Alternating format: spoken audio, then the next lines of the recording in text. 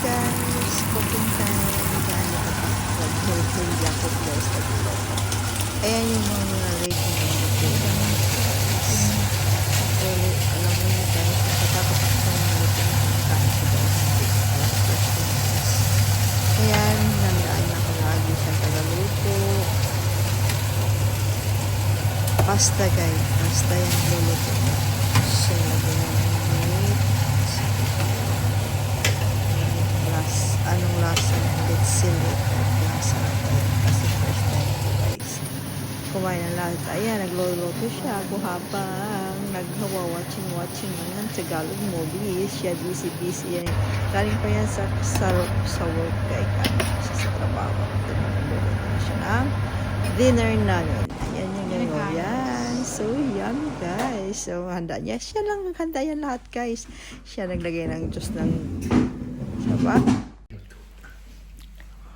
We spend together guys, we're having holiday guys with my honey. Lunch. Kain tayo guys. We are here in Verdun, France, spending time with my honey guys. Bon appétit. He cook all of the time. Bon appétit. It's so delicious guys. Like mine. Look at guys. This one I will cook to with my sinula.